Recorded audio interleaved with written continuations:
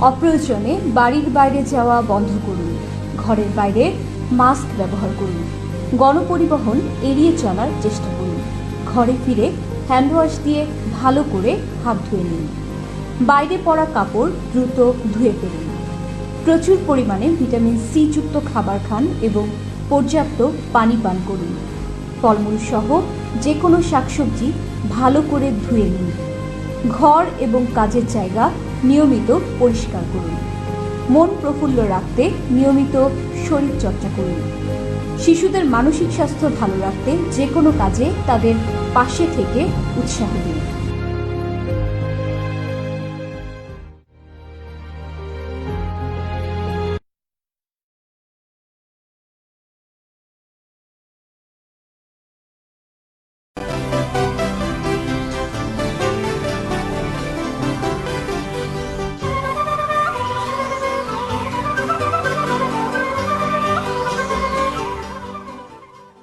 বিশ্ব বাংলা 24 বিশ্বায়নে বাঙালিয়ানা।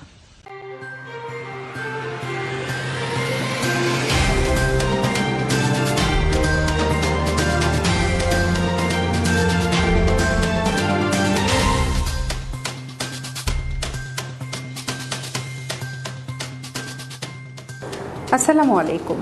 বিশ্ব বাংলা 24 সংবাদে আপনাদের সবাইকে স্বাগত জানাচ্ছি। আমি জিন্নাতুন নাহার প্রধান। বিশ্ব বাংলা 24-এর সর্বশেষ সংবাদ দেখতে পাবেন বিশ্ব বাংলা 24 ইউটিউব এবং ফেসবুক পেজে। প্রথমেই জানিয়ে দিচ্ছি সংবাদ শিরোনামগুলো। বিশ্বজুড়ে করোনায় মৃত্যু 10 লাখ ছাড়িয়েছে। প্রকৃত মৃত্যুর সংখ্যা আরও অনেক বেশি বলে সতর্ক করেছেন বিশেষজ্ঞরা। কয়েক মিনিটের মধ্যে করোনা পরীক্ষার ফল দিতে সক্ষম পরীক্ষা চালু করতে যাচ্ছে বিশ্ব স্বাস্থ্য সংস্থা। নিম্ন ও মধ্যম আয়ের 133টি দেশে এই প্রযুক্তি চালুর পরিকল্পনা। চীনের শিক্ষার্থীদের খাবারে বিষ মেশানোর দায়ে শিক্ষকের মৃত্যুদণ্ড। ঘটনাকে ঘৃণ্য বলে মন্তব্য আদালতের। সরকারি চাপে ভারত ছাড়ল অ্যামনেস্টি ইন্টারন্যাশনাল। ব্যাংক অ্যাকাউন্ট স্থগিত, কর্মীদের ছাঁটাই ও গবেষণা কার্যক্রম বন্ধ রাখতে বাধ্য করার অভিযোগ। দূতাবাসে হামলা আটকাতে না পারলে ইরাক থেকে কূটনীতিক প্রত্যাহারের হুমকি যুক্তরাষ্ট্রের। আবারও যুদ্ধক্ষেত্র হয়ে উঠতে পারে ইরাক, শঙ্কা অধিবাসীদের। যুক্তরাষ্ট্র থেকে 2290 কোটি টাকার অস্ত্র কিনছে ভারত। বেশিরভাগ যাবে চীন ও পাকিস্তান সীমান্তে নিয়োজিত সেনাদের হাতে। সৌদির আয়োজনে এবারে G20 সম্মেলন হবে ভার্চুয়ালি। করোনাকালে জনস্বাস্থ্য এবং অর্থনৈতিক পরিস্থিতি নিয়ে দীর্ঘ আলোচনার সম্ভাবনা। কৃষি আইন রুখে দেওয়ার আহ্বান সোনিয়া গান্ধীর। নতুন আইন প্রণয়নের কথা বিবেচনা করতে কংগ্রেস শাসিত রাজ্যগুলোকে পরামর্শ। এবং মার্চে নিউজিল্যান্ড সফরে যাচ্ছে বাংলাদেশ। 3টি করে ওয়ানডে ও T20-তে মুখোমুখি হবে দুদল।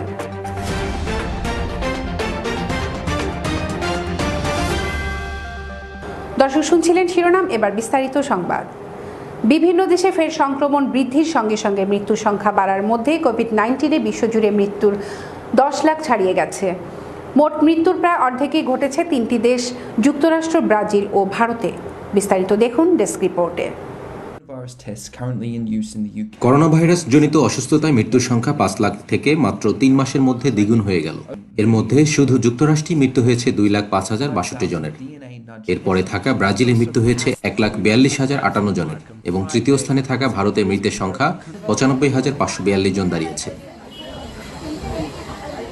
বিশ্বব্যাপী কোভিড-19-এ মোট মৃত্যুর প্রায় 45% ঘটেছে এই 3টি দেশে, আর 3 ভাগের 1 ভাগ ঘটেছে লাতিন আমেরিকায়।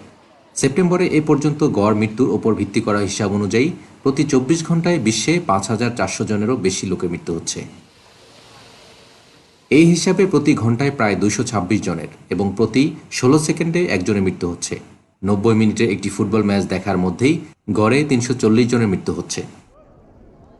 তবে প্রকৃত মৃত্যুর সংখ্যা সম্ভবত আরও অনেক বেশি বলে সতর্ক করছেন বিশেষজ্ঞরা।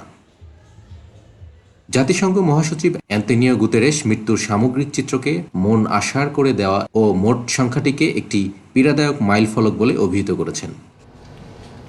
এক ভিডিও বার্তায় তিনি বলেছেন, তারপরও প্রতিটি ও প্রত্যেকটি স্বতন্ত্র জীবনের প্রতি আমাদের নজর রাখতে হবে। গত বছরের ডিসেম্বরের শেষ দিকে চীনের উহান থেকে করোনা ভাইরাস বিশ্বময় ছড়িয়ে পড়ার প্রায় 10 মাসের মধ্যে এই ভাইরাসজনিত মহামারীতে মৃত্যুর সংখ্যা আরেকটি মর্মান্তিক মাইলফলক ছাড়িয়ে গেল। ডেস্ক রিপোর্ট, বিশ্ব বাংলা 24। নমুনা সংগ্রহের পর মাত্র কয়েক মিনিটের মধ্যে করোনা ভাইরাস সংক্রমণের বিষয়ে চূড়ান্ত সিদ্ধান্ত দিতে সক্ষম এমন একটি পরীক্ষা বিশ্বজুড়ে চালু করতে যাচ্ছে বিশ্ব স্বাস্থ্য সংস্থা WHO। জেনেভায় এক সংবাদ সম্মেলনে সংস্থাটির প্রধান টেড্রোস আধানম গেব্রিয়াসুস বলেছেন, এর ফলে নিম্ন ও মধ্যম আয়ের দেশগুলোর করোনা শনাক্তের ক্ষমতা নাটকীয়ভাবে বেড়ে যাবে। মাত্র $5 মার্কিন ব্যয় করে এই কিট সংগ্রহ করা যাবে। ডেস্ক রিপোর্টে দেখুন বিস্তারিত। বিশ্বের 133টি দেশে করোনা ভাইরাসের নমুনা পরীক্ষার নতুন এক প্রযুক্তি চালুর পরিকল্পনা করেছে বিশ্ব স্বাস্থ্য সংস্থা। এই পরীক্ষা পদ্ধতিতে সর্বোচ্চ 30 মিনিটেই ফল পাওয়া যাবে বলে মনে করছে সংস্থাটি। বিশ্ব স্বাস্থ্য সংস্থা বলছে, নতুন এই পরীক্ষা ব্যবস্থা দরিদ্র ও মধ্যম আয়ের দেশগুলোর জন্য করোনা ভাইরাস মোকাবেলায় নাটকীয় পরিবর্তন আনবে, তাদেরকে আরও অনেক সক্ষম করে তুলবে। পরীক্ষায় সর্বোচ্চ $5 অর্থাৎ 500 টাকার নিচে খরচ পড়বে। 6 মাসে 120 মিলিয়ন পরীক্ষা হবে এসব দেশে, এমন চুক্তি হয়েছে উৎপাদক প্রতিষ্ঠানের সঙ্গে। বিশ্ব স্বাস্থ্য সংস্থা এটিকে একটি গুরুত্বপূর্ণ মাইলফলক বলে আখ্যা দিয়েছে। অনেকে দেশে করোনা ভাইরাস পরীক্ষা ও তার ফল পেতে যে দীর্ঘ সময় ব্যয় করতে হয়, তাতে সেসব দেশ সংক্রমণ প্রতিরোধে পিছিয়ে যাচ্ছে। ভারত ও মেক্সিকোর মতো খুব বেশি সংক্রমণ রয়েছে এমন দেশগুলোতে নমুনা পরীক্ষার হার কম হওয়ার কারণে সংক্রমণের সংখ্যা সম্পর্কে সঠিক তথ্য পাওয়া যাচ্ছে না। জেনেভায় এক সংবাদ সম্মেলনে বিশ্ব স্বাস্থ্য সংস্থার মহাপরিচালক টেড্রোস আধানম গেব্রিয়েসুস বলেছেন, নতুন সহজে বহন ও ব্যবহারযোগ্য এই পরীক্ষা কয়েক ঘন্টা অথবা কয়েকদিন নয়, 15 থেকে 30 মিনিটে ফল সম্পর্কে তথ্য সরবরাহ করতে পারবে। 120 মিলিয়ন পরীক্ষা পদ্ধতি উৎপাদনে দাতব্য সংস্থা বিল অ্যান্ড মেলিন্ডা গেটস ফাউন্ডেশনকে সম্মতি দিয়েছে ঔষধ উৎপাদনকারী প্রতিষ্ঠান অ্যাবট অ্যান্ড এসডি। বিশ্বের সবচেয়ে বেশি সংক্রমণ ও মৃত্যুর হার রয়েছে এমন 133টি দেশকে এই পরীক্ষা ব্যবস্থা দেওয়া হবে।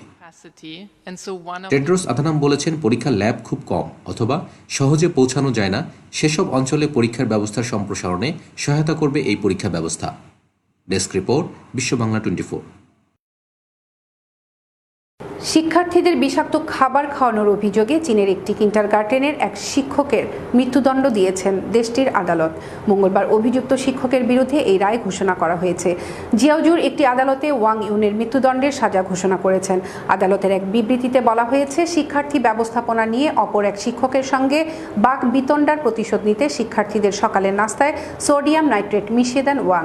চীনের উত্তর পশ্চিমাঞ্চলের হেনান প্রদেশের জিয়াওজু শহরের একটি কিন্ডারগার্টেন স্কুলের সকালে এক ধরনের বিশেষ খাবার দেওয়া হয়। গত বছর ওই স্কুলের 25 শিক্ষার্থী খাবার খাওয়ার পর অসুস্থ হয়ে পড়লে তাদের হাসপাতালে নেওয়া হয়। পরে সেখানে চিকিৎসাধীন অবস্থায় এক শিক্ষার্থী মারা যায়।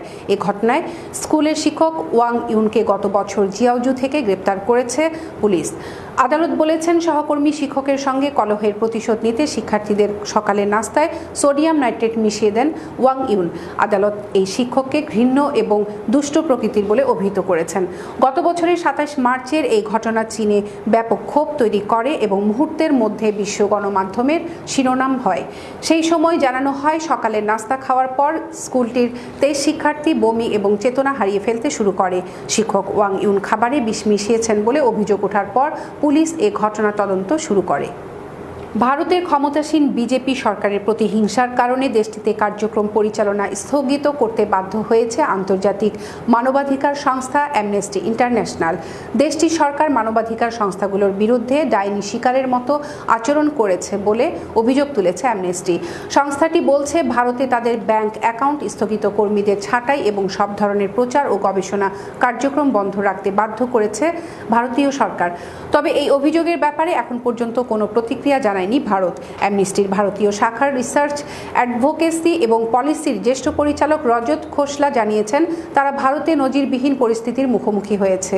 অ্যামনেস্টি ইন্টারন্যাশনাল ইন্ডিয়া ভারতে অত্যন্ত নিয়মতান্ত্রিকভাবে সরকারি আক্রমণ, হেনস্থা এবং হয়রানির শিকার হয়েছে। তিনি আরও জানান, মানবাধিকার নিয়ে যেসব কাজ করা হচ্ছিল সেগুলো থমকে গেছে।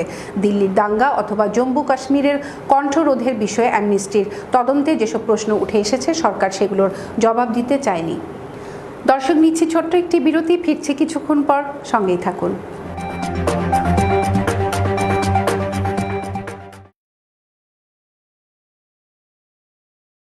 আপনি কি হোম কেয়ারের কথা ভাবছেন? তাহলে আজই যোগাযোগ করুন আমাদের সাথে।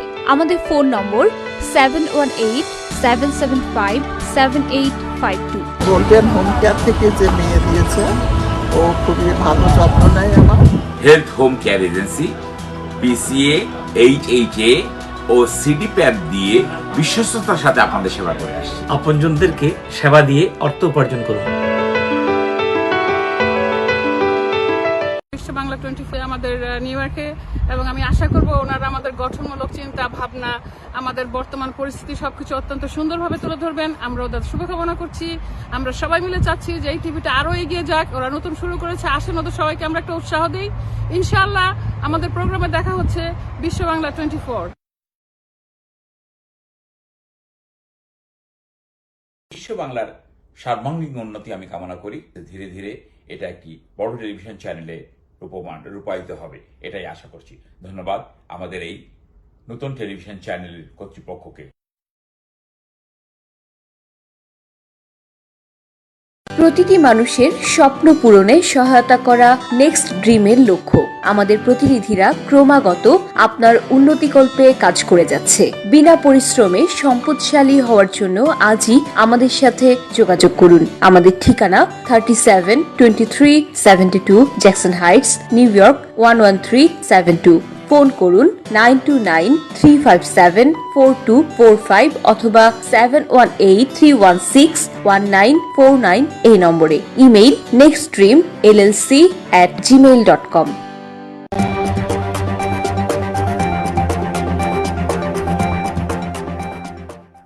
ফিরে এলাম বিরতির পর। দূতাবাসে হামলা আটকাতে না পারলে ইরাক থেকে কূটনীতিক প্রত্যাহারের হুমকি দিয়েছে যুক্তরাষ্ট্র। এক সপ্তাহ আগে ইরাকের প্রেসিডেন্ট বারহাম সালিকে ফোন করে মার্কিন পররাষ্ট্রমন্ত্রী মাইক পম্পেও দূতাবাস বন্ধের এ হুমকি দেন বলে জানিয়েছেন দুই ইরাকি কর্মকর্তা। নাম প্রকাশে অনিচ্ছুক এই দুই কর্মকর্তা এবং পশ্চিমা দুই কূটনীতিকও জানিয়েছেন ওয়াশিংটন এরই মধ্যে কূটনীতিকদের দেশ ফিরিয়ে নেওয়ার প্রস্তুতি শুরু করেছে। যদি তাই হয় তবে ইরাক আবারও যুদ্ধক্ষেত্র হয়ে উঠতে পারে বলে শঙ্কিত ইরাকিরা। ইরাকের রাজধানী বাগদাদের সুরক্ষিত গ্রিন জোনের যুক্তরাষ্ট্র সহ আরও বেশ কয়েকটি দেশে দূতাবাস রয়েছে। ওই এলাকায় যুক্তরাষ্ট্রের কয়েকটি গুরুত্বপূর্ণ কার্যালয়ও আছে। সম্প্রতি বাগদাদের গ্রিন জোনে রকেট এবং বোমা হামলার ঘটনা বেড়ে গেছে। ওয়াশিংটনের দাবি ইরান সমর্থিত ইরানি সশস্ত্র গোষ্ঠী ওই হামলা চালাচ্ছে। ইরাকের অভ্যন্তরীণ বিষয়ে যুক্তরাষ্ট্রের হস্তক্ষেপ বন্ধ এবং ইরাক থেকে মার্কিন সেনা প্রত্যাহারে বাধ্য করতে এই হামলা চালানো হচ্ছে বলে ধারণা অনেকের। ইরাকের যুক্তরাষ্ট্রের 5000-এর বেশি সেনা মোতায়েন আছে। গত জানুয়ারিতে ইরানের শীর্ষ সামরিক কমান্ডার কাসেম সোলেমানিকে বাগদাদ বিমানবন্দরের কাছে ড্রোন হামলা চালিয়ে হত্যা করে যুক্তরাষ্ট্র। সোলেমানি হত্যার প্রতিশোধ নিতে ইরাকে মার্কিন সেনা ঘাঁটিতে রকেট হামলা চালায় ইরান। যুক্তরাষ্ট্রের প্রেসিডেন্ট ডোনাল্ড ট্রাম্প ক্ষমতায় আসার পর ইরানের সঙ্গে দেশটির সম্পর্কের চরম অবনতি হয়েছে। গত 4 বছরে একাধিকবার দুই দেশের মধ্যে যুদ্ধ পরিস্থিতির সৃষ্টি হয়েছিল। সবথেকে বড় আশঙ্কা দেখা দিয়েছিল কাসেম সোলেমানি হত্যার পর, যদিও পরে উভয় পক্ষ কঠোর অবস্থান থেকে সরে আসে। ইরাকি কর্মকর্তাদের একাংশ অবশ্য পম্পেরও কূটনীতিক প্রত্যাহারের হুমকি খুব একটা গায়ে মাখছেন না। তারা বলছেন সম্ভবত সশস্ত্র গোষ্ঠীগুলোকে ভয় দেখিয়ে দেশটিতে অবস্থিত মার্কিন স্থাপনায় হামলা ঠেকাতে চাইছে যুক্তরাষ্ট্র। কিন্তু এ কৌশলের উল্টো ফলও হতে পারে। মিলিশিয়া গোষ্ঠীগুলো একে ইরাক থেকে যুক্তরাষ্ট্রকে তাড়িয়ে দেওয়ার উপায় ভেবে হামলা আরও বাড়িয়ে দিতে পারে। চীন ও পাকিস্তান সীমান্তে নিয়োজিত সেনা সদস্যদের জন্য যুক্তরাষ্ট্র থেকে নতুন করে অস্ত্র ও সামরিক সরঞ্জাম কেনার অনুমোদন দিয়েছে ভারতের প্রতিরক্ষা মন্ত্রণালয়। প্রায় 72,000 সিক্সার অ্যাসল্ট রাইফেলস সহ বিভিন্ন সরঞ্জাম কিনতে মোট 2,290 কোটি রুপি বরাদ্দ দেওয়া হয়েছে। দেশটির প্রতিরক্ষা ক্রয় কাউন্সিলের বৈঠকে এই অনুমোদন দেওয়া হয়। ভারতীয় সশস্ত্র বাহিনীর কেনাকাটার সিদ্ধান্ত গ্রহণকারী সর্বোচ্চ সংস্থা এই কাউন্সিল। ভারতের প্রতিরক্ষা সংক্রান্ত কেনাকাটার বড় উৎস যুক্তরাষ্ট্র। বিভিন্ন সময় দেশটি থেকে কোটি কোটি ডলারের সামরিক সরঞ্জাম কিনেছে দিল্লি। অ্যাসল্ট রাইফেল ছাড়াও যুক্তরাষ্ট্র থেকে যেসব অস্ত্র ক্রয়ের অনুমোদন ভারতের প্রতিরক্ষা মন্ত্রণালয় দিয়েছে তার মধ্যে 970 কোটি রুপিতে বিমান বাহিনী ও নৌবাহিনীর জন্য অত্যাধুনিক বিমান ঘাঁটি বিধ্বংসী অস্ত্র রয়েছে। ভারতের প্রতিরক্ষা মন্ত্রণালয়ের এক কর্মকর্তা জানান, মন্ত্রণালয়ের মন্ত্রী রাজনাথ সিং এর সভাপতিত্বে অনুষ্ঠিত সভায় বিভিন্ন অস্ত্র ও সামরিক সরঞ্জাম ক্রয়ের অনুমোদন দেওয়া হয়। এর মধ্যে ভারতীয় সেনাবাহিনীর সম্মুখ সারির সদস্যদের জন্য ৭২,০০০ 6 অ্যাসল্ট রাইফেল কিনতে ব্যয় হবে ৭৮০ কোটি রুপি। প্রাণঘাতী অস্ত্র ছাড়াও যুদ্ধক্ষেত্রে যোগাযোগ বজায় রাখতে ৫৪০ কোটি রুপি ব্যয়ে উচ্চ প্রযুক্তির রেডিও সরঞ্জাম কেনারও অনুমোদন দিয়েছে ভারতের প্রতিরক্ষা মন্ত্রণালয়। HF রেডিও সেটগুলোর সাহায্যে যুদ্ধক্ষেত্রে মোতায়েনরত সেনা সদস্য ও বিমান বাহিনীর মধ্যে সিমবিহীন যোগাযোগ আরও সহজ হবে। গত কয়েক বছর ধরে ভারতীয় সেনাবাহিনী অস্ত্র আধুনিকায়ন কর্মসূচি বাস্তবায়ন করছে। এর আওতায় ইতোমধ্যে বিপুল সংখ্যক হালকা মেশিনগান, ব্যাটল কার্বাইন ও অ্যাসল্ট রাইফেল কেনা হয়েছে, আর তা দিয়ে একই ধরনের পুরনো অস্ত্র বদলে ফেলা হয়েছে। সৌদি আরবের রাজধানী রিয়াদে বৈঠকে বসার কথা ছিল বিশ্বের 19টি প্রধান অর্থনীতির দেশ ও ইউরোপীয় ইউনিয়ন অন্তর্ভুক্ত G20 নেতাদের, কিন্তু মহামারী করোনায় আরও অনেক জোটের মতো সেই বৈঠকও বাতিল হয়েছিল। এখন সিদ্ধান্ত হয়েছে 2 দিনের এই শীর্ষ সম্মেলন হবে ভার্চুয়ালি। আগামী 21 এবং 22 নভেম্বর শীর্ষ সম্মেলনে ভার্চুয়ালি G20 নেতারা বৈঠক করবেন বলে আনুষ্ঠানিক ঘোষণা দেওয়া হয়েছে। এবারের সম্মেলনে চেয়ারপারসন সৌদি বাদশাহ সালমান। করোনাকালে জনস্বাস্থ্য এবং অর্থনৈতিক পরিস্থিতি নিয়ে বৈঠক দীর্ঘ আলোচনা হবে বলে জানা গেছে। প্রস্তাবনাও নেওয়া হবে এই দুটি বিষয় বিবেচনা রেখেই। পূর্ব নির্ধারিত ভেন্যু হিসেবে এবার রিয়াদের G20 নেতাদের মিলিত হওয়ার কথা ছিল। আয়োজক দেশ হিসেবে সব আয়োজনের দায়িত্ব নেয়ার কথা ছিল সৌদি আরবের, কিন্তু শেষ পর্যন্ত সেই পরিকল্পনা বাতিল করা হয়। করোনার প্রকোপ শুরুর পর G20 দেশগুলো বৈঠক করে বেশ কিছু গুরুত্বপূর্ণ সিদ্ধান্ত নিয়েছিল। ইতোমধ্যে জোটটি প্রায় 21 বিলিয়ন মার্কিন ডলার ব্যয় করেছে করোনার সঙ্গে লড়াইয়ের জন্য। বিভিন্ন দেশের ভ্যাকসিন পরীক্ষাতেও অনুদান দিয়েছে G20 দেশগুলো। তবে গত 6 মাসে যেভাবে প্রতিটি দেশের অর্থনীতি ধসে পড়েছে তা নিয়ে চিন্তিত G20 দেশগুলো। কিভাবে এই পরিস্থিতি থেকে ঘুরে দাঁড়ানো যায় তা নিয়ে জরুরি সিদ্ধান্ত নেওয়া হতে পারে বৈঠকে। ব্যাপক কৃষক বিক্ষোভের মুখে পড়া ভারতের কেন্দ্রীয় সরকার প্রণীত কৃষি আইন রুখে দিতে নতুন আইন প্রণয়নের কথা বিবেচনা করতে কংগ্রেস শাসিত রাজ্যগুলোকে পরামর্শ দিয়েছেন দলটির সভাপতি সোনিয়া গান্ধী। দেশটির প্রধান বিরোধী দলটির তরফ থেকে দেওয়া এক বিবৃতিতে এই আহ্বান জানান তিনি। ভারতীয় সংবিধানের সুনির্দিষ্ট একটি ধারা ব্যবহার করে এই ধরনের আইন প্রণয়নের সুযোগ রয়েছে বিধানসভাগুলোর।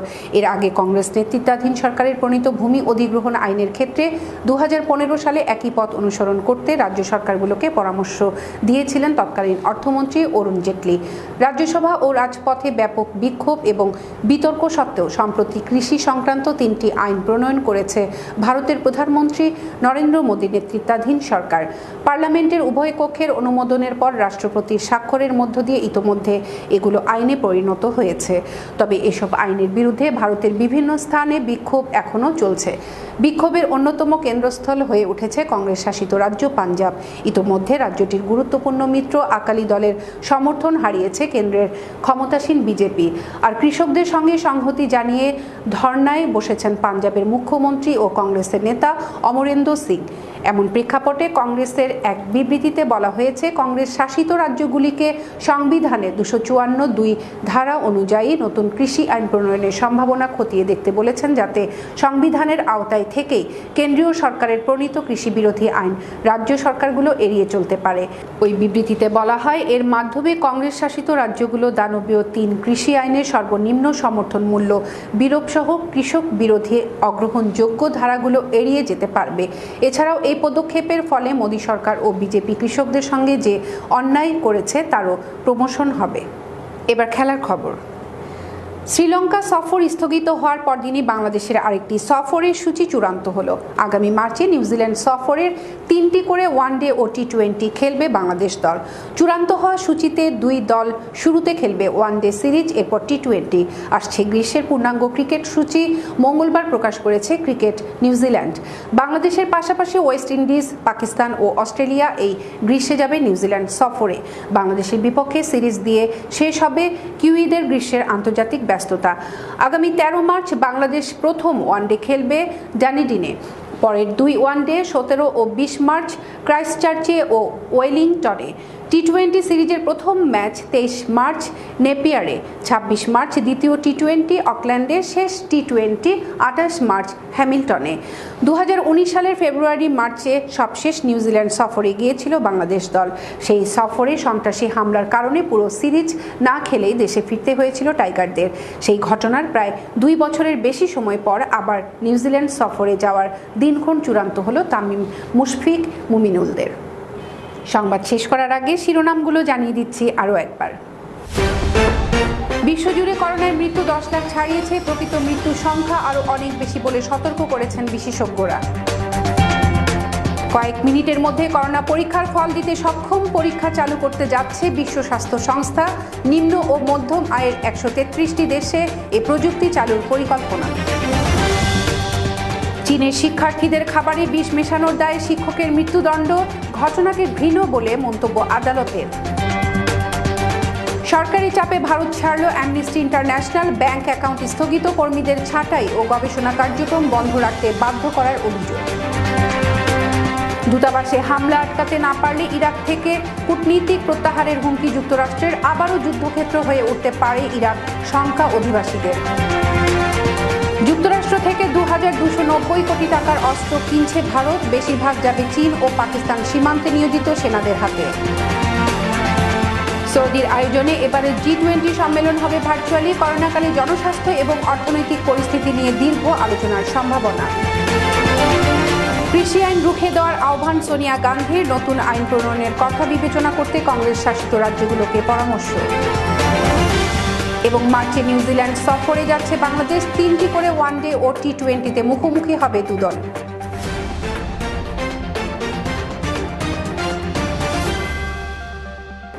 এতক্ষণ সাথে থাকার জন্য ধন্যবাদ সবাইকে। আরও একবার বিশ্ব বাংলা 24 দেখার আমন্ত্রণ জানিয়ে শেষ করছি এখনকার সংবাদ আয়োজন। করোনা ভাইরাস থেকে বাঁচতে স্বাস্থ্যবিধিগুলো মেনে চলুন, নিরাপদ ও সুস্থ থাকুন। আল্লাহ হাফেজ।